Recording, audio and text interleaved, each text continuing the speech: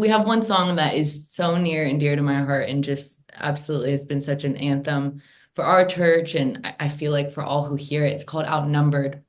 And it has Pastor Stephen Furtick as a part of it, Brandon Lake, Mitch Wong, and a special guest. My dad is actually a part of writing this song too, which is something that I actually never thought that I would experience. But, to make a bit of a long story short, my dad called me. He's called me up on his 60th birthday, and I was out of town. He calls me and he's like, "Hey, I wrote a song." And I'm like, "What?"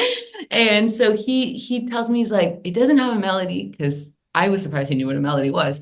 But he was like, "But it has lyrics." And I remember he texted me the lyrics. We were just talking about this the other day. I was like, I need to go find those lyrics. I need to find that text. But it was a whole thing, verse, chorus, and it was just around this idea of like, are you not the God? Like, are you not the God who fights my battles? Are you not the God who is in heaven? Based off, he told me later that it was what he was preaching about that Sunday morning, and he just felt in his spirit, God giving him these lyrics. And it again, to try to make a longer story short, a couple of days later or so, he was with Pastor Stephen. They were hanging out, they're good friends. And now this part of the story is secondhand. So if I'm messing this up, sorry, Dad and Pastor Stephen. But my brother was there with him too. And, Pastor Stephen is an incredible songwriter, writes every amazing worship song that we all sing in our churches.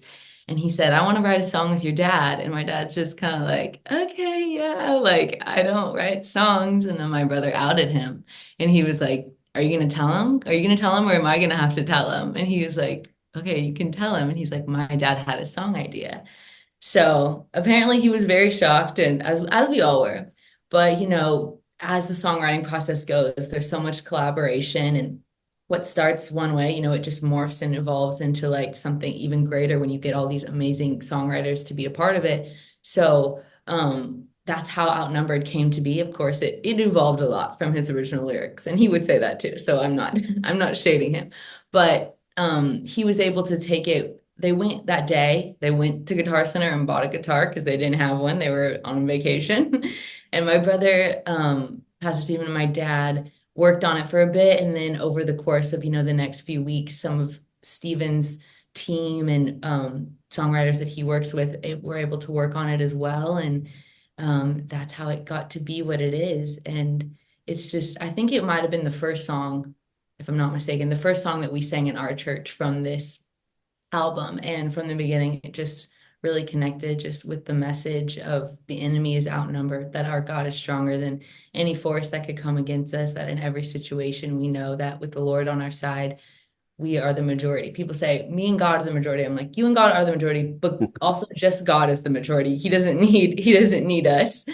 But it's been such an anthem for our church, and we're blessed to have Torrin Wells leading it. Just obviously an incredible vocalist, an incredible worship leader, who just brought so much to it, so much anointing and strength and power. So it's a special song, and I love it, and I probably love it more because I love the story, and I love Yeah.